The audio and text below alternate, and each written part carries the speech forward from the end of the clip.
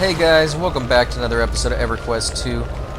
Now, on the last episode, we were doing Hilfred's quest line. Now that we got a new one because of the orc's cave down underneath the water, Odon has a few more quests too, so we're going to go ahead and talk to him and see what he has to say.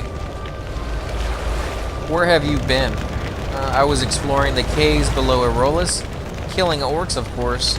Or that's my secret good day. Those are your choices to pick. So I'm going to say exploring the caves below Arolis. There are caves under this floating island? Yes, and the Ry'Gorrs have been making them bigger. Dear Mar, they have been attempting to hold our attention on top with skirmishes while all along they have been digging tunnels from below.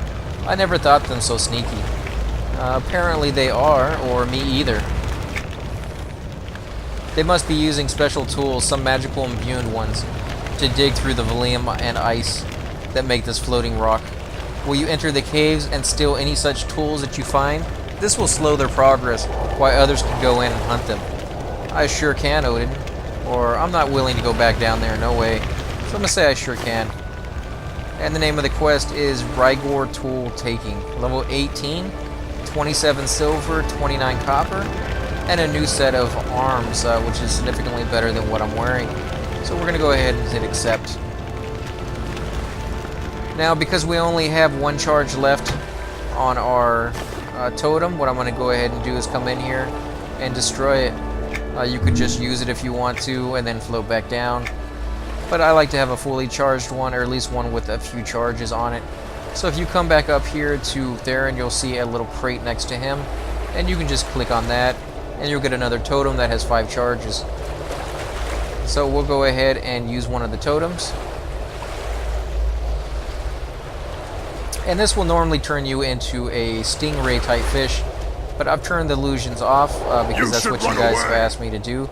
But again, if you guys want it on again or want to see different ones later on, I will have to turn it back on for the Halloween festivals that's coming up in a couple days. But beyond that, you know, leave a comment for your preferences.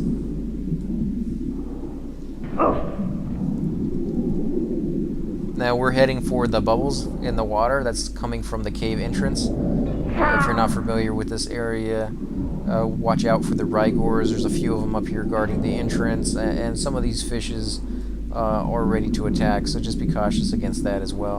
And you can see a couple more Ry'Gorrs right there swimming upwards.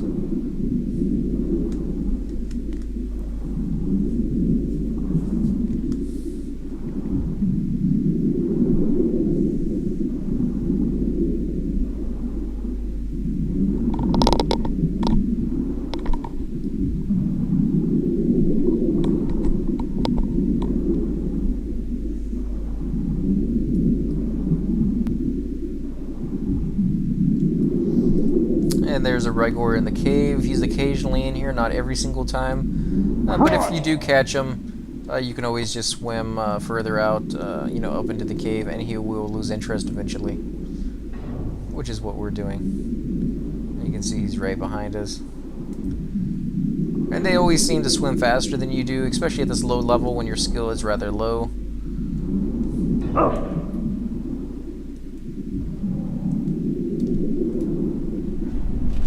So we're going to ahead and put the screen back so we can see what we're doing.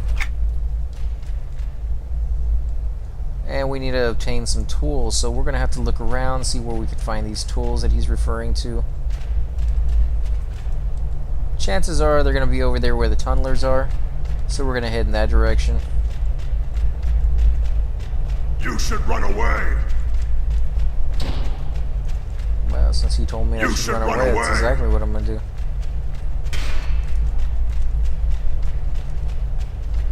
Crush!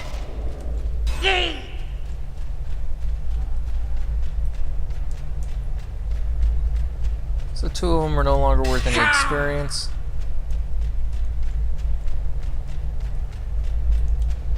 And here we go. You can see the little glowing item right now next to the tunnelers.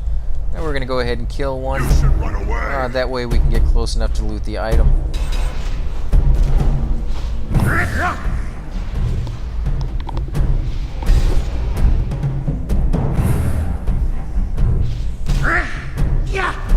These guys aren't too terribly difficult to kill. They do have a little bit more hit points, and they do hit a little bit harder than most creatures you will find in this zone. But they're trying to get you prepared for other zones that you're going to be going to lately or shortly after you finish up all the quest here. And I believe around level 20 I'm going to head over to Butcher Block. But again, if you guys have a preference, you want to see a different zone, go ahead and leave a comment below and we'll check out that zone instead. I'll also be starting another character, an evil class this time, so that you guys can see where an evil character will start. So if you guys have a preference of class or race that's evil, go ahead and leave a comment and we'll try that one out.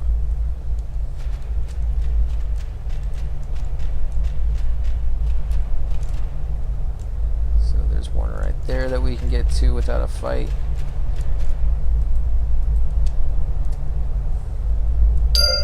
And then this one we can get to as well. Crush!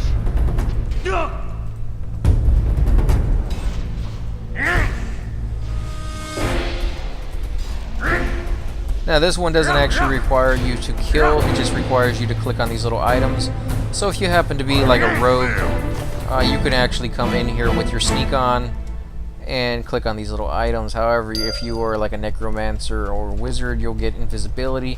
Unfortunately, when you interact with objects, your invisibility will fade. So you may be able to get rather close to these guys without having a fight. But once you need to click on the item, you're going to have to basically kill the creature anyways. So it's best that you get the first shot rather than you know, just pop up and try to be clicking on the item real quick. Snag this one. And we'll get this last one right here, which is all we need.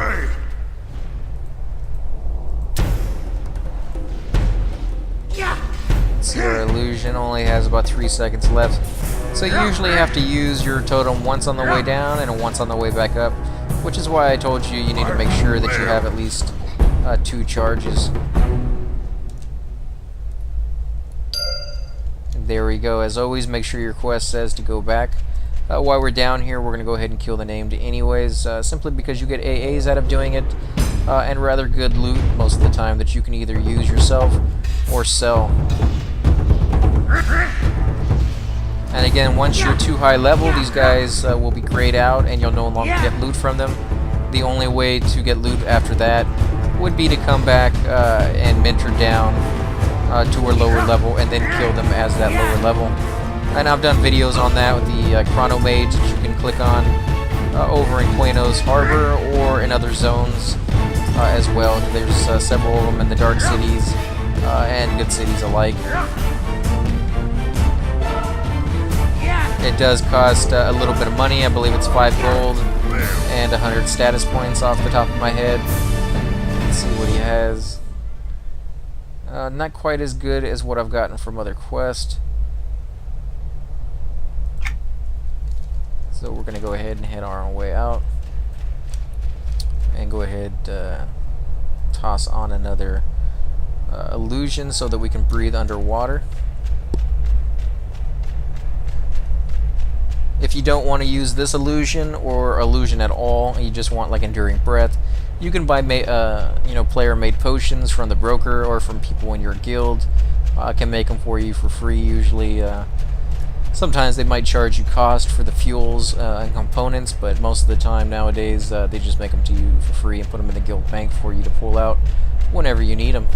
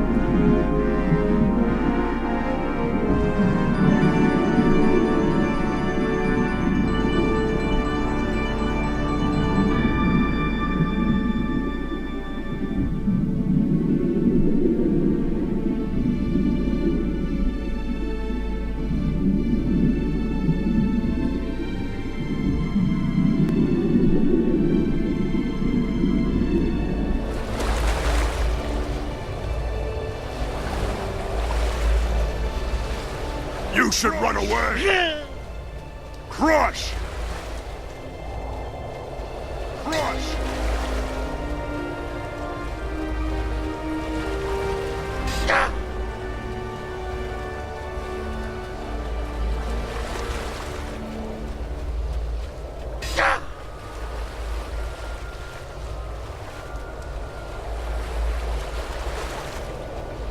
Go ahead and hit a F10 key so we can see Odin and what he has to say.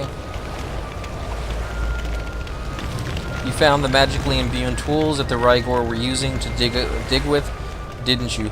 I did, along with the exploding barrels. I didn't really see any exploding barrels down there, but I'll take his word for it. That is excellent, my friend. I am more than certain today that your arrival here was not just a roll of luck, but predestined by the gods. And my choices are thank you. I'm beginning to think so too. So we ended up getting, for the Ry'Gorr tool, taking 36 silver, 16 copper, along with a new pair of sleeves. That's better than what we're wearing. So we're going to go ahead and put those on now. Which will be... No, that's not them, is it? Yeah, it is them. So go ahead and put those on. You'll see it has a different look than the ones that I already had on before. And there it is right there. There's the look of the character so far. And again, guys, if you like these videos, please hit the like button, subscribe, leave a comment below, or join me in game. And thanks again for watching.